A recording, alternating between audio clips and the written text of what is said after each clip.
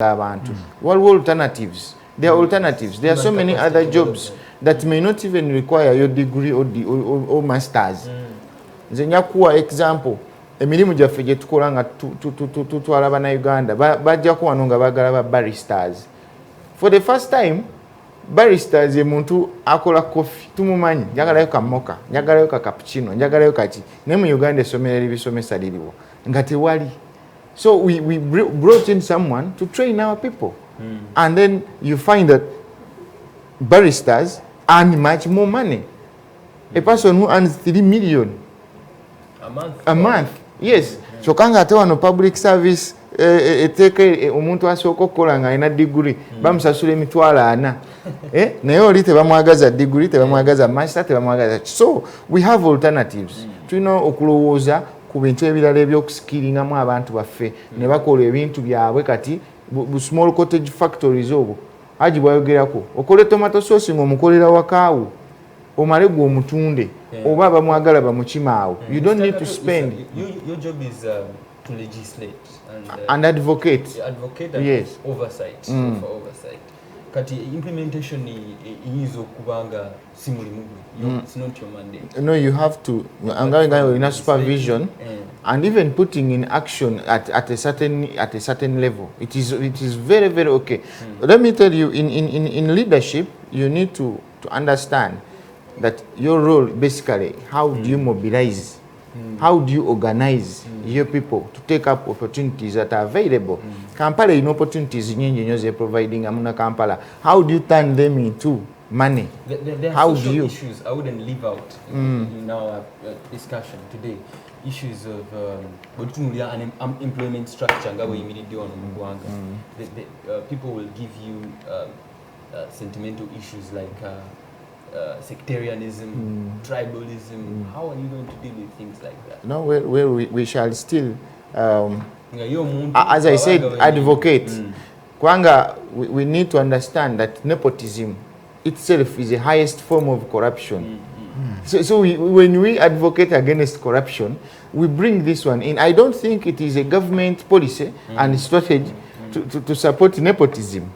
So whoever has information that probably this person is here or there without even any qualifications, without any other factors, then you raise that voice. You talk to the powers that be to look into the matter and see.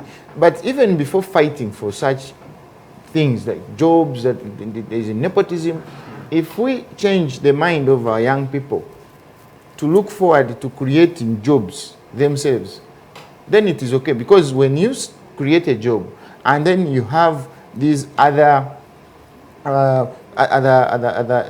people, other institutions, other areas to come and support you, then we will be able even to create more jobs for other people. Absolutely. Yes. Okay, thank you very much, Mr. Kati. I'll be moving back to Hajji Ntege Sebagala. Wenakuvirideko twawadde ku nsonga ya your political position and how it might affect or will affect your execution of duty when you get office of mayorship in Kampala.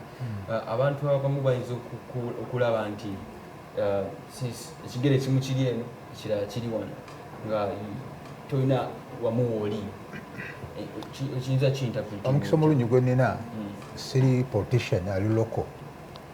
I've got a chance to ndabye politics. Nayingira politics nga n'emyaka 13. That was 58. Ninfuna omukisa ninsoma byabufuzi. Ninfuna omukisa nintambula. Ninfuna omukisa nimbenyigiramu. Mwami Museveni atukulembera olwali agamba yali wa DP. Nava mu DP nayingira UPC nakolerayo. Nava mu UPC nagenda nakola tanka for Nasser. Najivaamu natugera natandika kibayita UPM. Najivaamu nagenda mu Mirule ebegatta ne bakola NRM. Tuenza government abadde akyukakyuka lwokwalwa kyabira president. Nitugenda ku mulwano. Omwami gwe bayita Uhuru Kenyatta yazalwa mu Kano, taata we yali president w'eggwanga. Era yali akulembera Kano. Niye Kano yagivaamu nagenda mu Ford Ashiri najivaamu, nagenda mu Rainbow najivaamu, olwaleero mu Jubilee omuli ebibiina 28 kyenabadde kugamba mu bibiina Jubilee erimu ebibiina ebyanjawulo 28 olwaleero president oyinza galogamba nti akoze eki abadde avaayo nefaananga ebyo lwaki Africa tennaba kunyweza ebibiina byayo omuntu n'akibeeramu nga bwe kyali olwaliro ogenda mu kibiina kya Kwame Nkrumah kyekyali kiwangula yensonga lwaki wajoininga mu listen tusooke what the cause what the cause lwaki ebibiina sibinnaba kuba nababonywevu kumala bbanga ddene kyemudde nkugamba bwe sikuweeza history tojja kumanya bintu bikola ki bitambula George Washington yali president wa America myaka 26 giyise yatanke genda okuva mu president nga wali ebibiina mu America ebibiina 17,000 n'okusembayo olwaliro mu America okuva lw'emyaka 2 n'omusobyo efunye ebibiina bimeka ebibiri ebyamaanyi is the process ebyofuzi it is the process gamba nti mu myaka 3 oba 4 tetulimu tuyinza okuba nga tusobola okuba nga tukyalina ekibiina ekimu okiyatandikiramu laba nga kyakirimu lwaki ensonga emu ebibiina biyinza okuba nga bitandikiddwa olw'eddiini ebaddewo olwagobera eddiini omusajja akoze eki ebibiina ne bijja oba omuntu abadde ne financial muscle n'atandikako ekibiina ne kiba kyamaanyi omulala najja olwaliro nga Museveni yajja NRM toyinza kwawula wakati wa NRM ne Museveni toyinza kwawula Museveni ne NRM toyinza kwawula Kawunda kibiina kye ekyakola ki ebibiina bikola ki bifaanana so n'olwekyo toyinza gamba nti abantu bavudde mu bibiina bino kivudde kugamba kyakyenyata olwaliro president naye nga yewa Kano n'agivaamu so ekyo njagadde okutangaaza abantu nti issue y'okuva mu kibiina ekirala okugenda mu kibiina ekirala so ekikoze eki watuufe mu Uganda ko twefuze twalina kabaka yekka tukyasingana yena yali akulembera kabaka yekka akola kinga kyaliwo twalina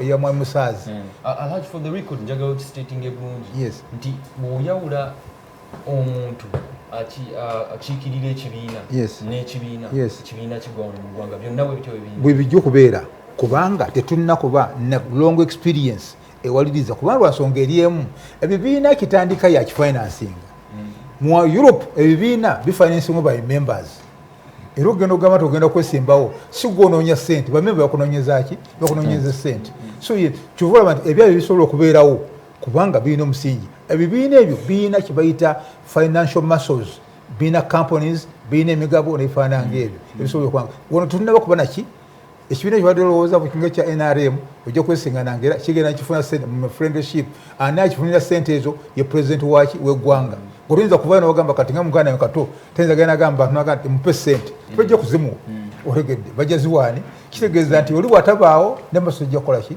era bw'avaawo n'ekibiina kikoze eki kyova osingana nti abantu bakyuka mu bibiina ebyaki ebyenjawulo naye katudde ku policy kuba bino si kyabadde kikulu ki kyoyagala okukolera abantu olwaleero nagambye tulina ebisasiro ttani 2,000 tulina ttani 2,100 njagala okuteeka 100 days nja kuba n'emirimu 5,000 ni lwaki Kampala City Council is spending 90 million every month. Nga tuziwa abantu babisasiro bano njagala tubakola mu cooperative buli division ng'erina abantu 1,000 ne mu bantu 1,000 tukola abantu 2,500 tuteeke mu cooperative tubawe nga bakuŋŋaanya ebisasiro ebyo nakirabye nti buli muntu ajja kuba kuŋŋaanya ebisasiro kilozi 30 zokka kilozi 30 tusobola kukolaawo twaba tube nga tukoze eki tutandika okukola amanda kitegeeza nti omusajja abadde ku mulimu ogwo ajja kuba nga atuuse wakati w'5,000 ne7,000 buli mwezi kitegeeza nti at least abadde talina kasente ate okuba nga afunye eki oyo ajja kuba asobola ogenda MPG akola omulimu gwe gumu etebadde kintu bakola ki bakola manda muki muguni yengeri gy'okuriyetinga emirimu nga byandikoze eki wano mu Kampala ebyokukola bikyali bingi yes niyo kyoko otankire mukyali drainage ebintu ebishookinga by now this time Kampala ekya flooding drainage system kitegeeza tekola naye nja kubuuza ebibuuzo ebirala bibiri nga tumaliriza ekibuuzo kimu kya democracy wano mu Kampala politics wa Kampala olowooza democracy ayimiridde atya nja kumwasesinga ata naye ekirala how receptive are you going on in experience to working with young people because in the political trajectory of this country it's easy to create a difference oba okwawukanya omuvubuka omukulembeze omukulu kyalina okukola it is implementing okunyonya ekintu inakiwa abantu abatono akola ki bwe nali meewa e Kampala nafunanga emirimu era nenjiwa abavubuka nze for me izigenda kusaka ninhwaki kuba oyo omuvubuka ayinza okusobola kugenda kusaka kintu ekyo kuba talina experience bwamula kisaka then kimuwa akolaki abenga akola nagambye nti olwaleero abantu benasakira nga buli maddeyo n'akaveera abantu batandika okulinnya ennyonyi bagenda China abantu bali mu wino abantu bakola bizinesi zaki ez'enjawulo kakati bw'abanga asobola okuluka mu bintu mubifaana bwetyo kitegeeza nti abaako wakoze ki wali watuuse so n'olwekyo nti gyegimu kwegyo emirimu gyonna okubanga okoze ki nagambye nti olwaleero ab'obutale obakulaakulanya otya kubayamba tulina PPP olwaleero bakuŋŋaanye bakola mu cooperative okwagane n'abantu abalala ne gavumenti emungeri wamu bekulaakulanye babe nga bavaayo so yemu ku ngeri gy'oyinza okugenda nga okola ki kubanga olina experience ate omulala gyomuto kyatakola ki kyatayina so yengeri gy'osobola okukola ki genda ofune resources olabe nga omusobola omuyambirayo ate yabe nga naye nga akola nga naye yeeyamba webale nnyo Hajji Ntege Sebagala Mr. Isakato. At this juncture, we shall go for a short break, but this conversation will continue shortly after. Welcome. Well, I welcome you back from that short break where the face-to-face conversation does continue. I'm sitting in for Bashir Mbazira in this particular show, and I have two gentlemen in studio. One from the National Resistance Movement, NRM, and an ally of, but also a member of the NUP, National Unity Platform, an experienced politician in Kampala here and in Uganda, of course, countrywide. That's Hajji Ntege Sebagala. The conversation will continue, but this time let's direct it to the different ideologies of the two different political parties now, that NUP is also a party and NRM is a party. We've seen different ideologies, different ideas. Politically, leadership and strategies are being aired by representatives of the different parties. In a broader perspective, we've seen people power being defined as aggressive young people, but it's a good experience to have strong old guards like Hajji Ntege Sebagala as a representative of people power, and NRM having been in leadership for a long time.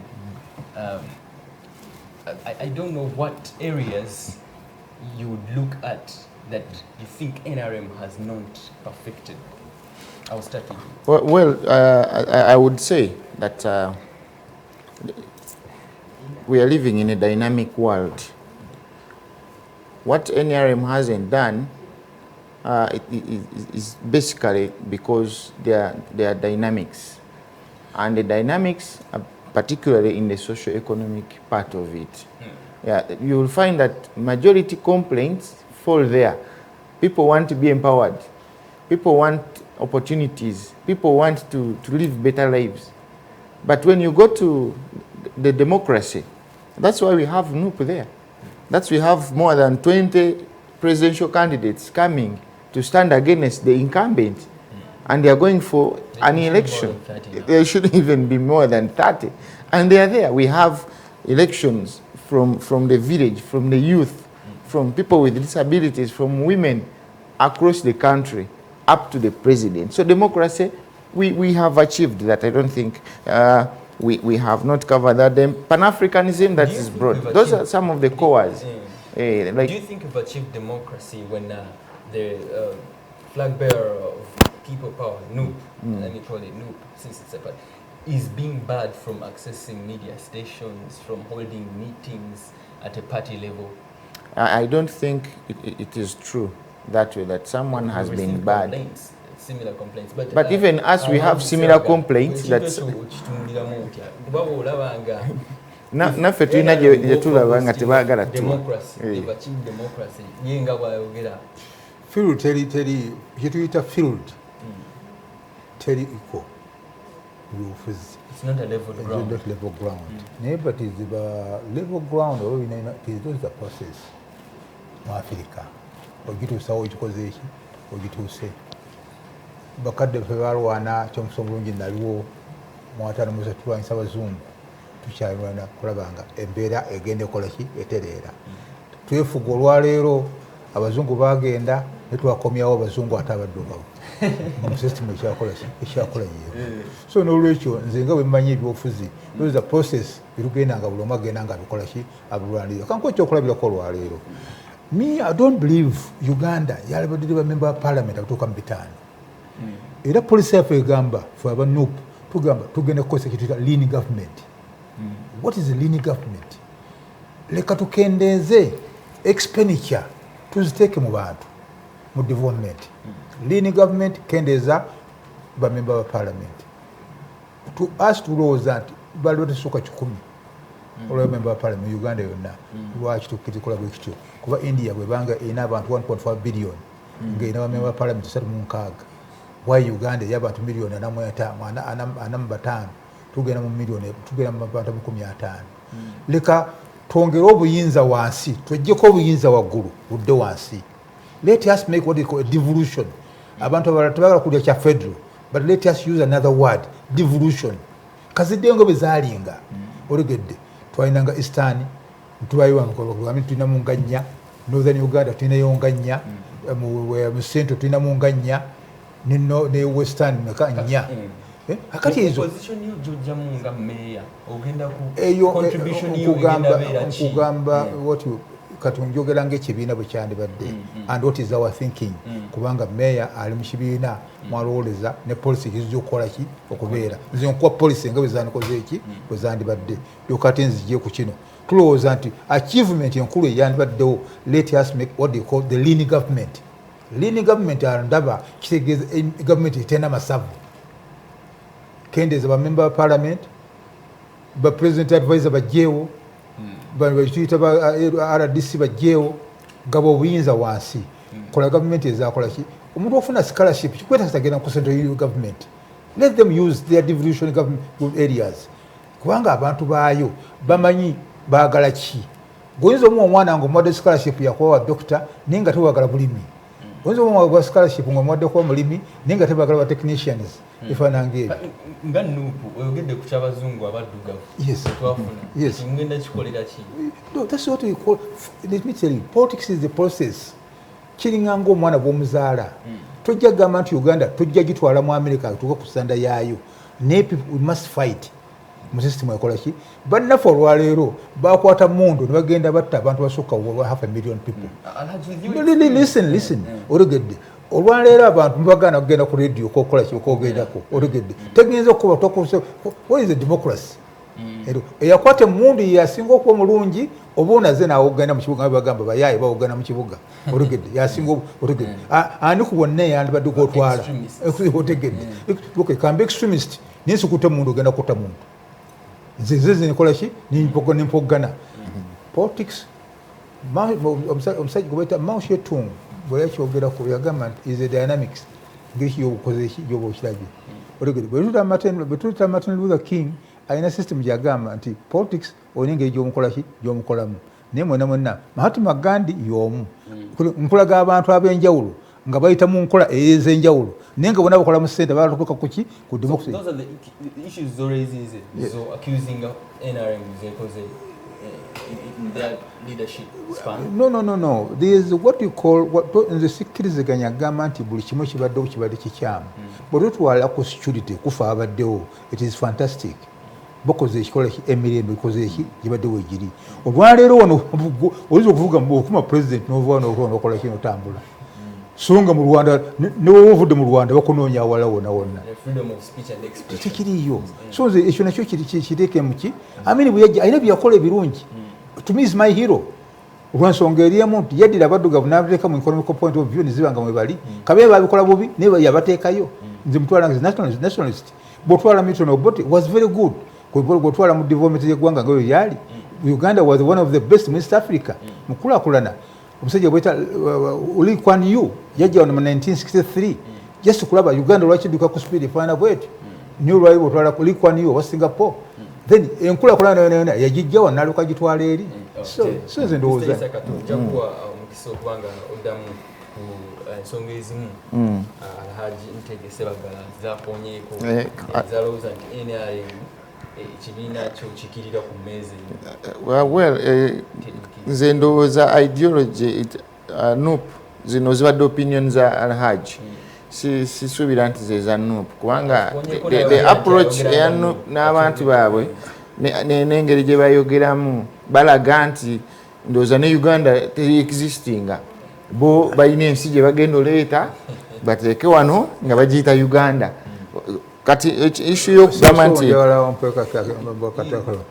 Hajji nakulese n'oyogera just information olegedde mu police waliwo abantu ababeera nga boogera ate waliwo the policy makers kiringa nga mu NRM there's the policy makers n'abaana baki saagala asinkane katwasinkane abantu ab'ebweru boogere kiboogera ne waliwo in circles what is kubanga tola government nga tamuyina policies olegedde so tuyina policies tukola ki olegedde so olwaliro tukyalwana kutwala buyinza naye nga policy zijja kukola ki naye nze nkuwulidde ezimu ku policy zetugenda okukola ki okukola olegedde kyekimu ye lean government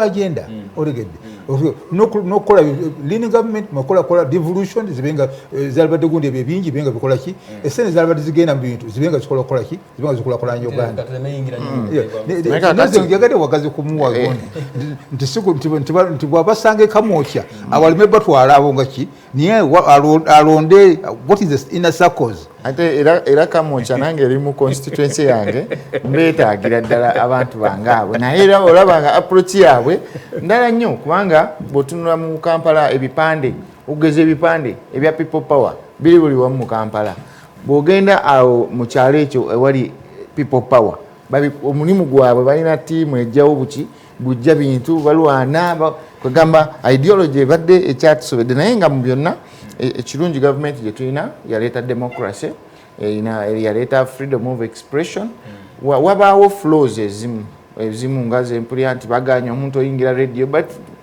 we need to investigate such things they are investigated if you complain and it is genuine we have seen them going to court we have seen people getting justice rally tewali bwe tujja kugamba nti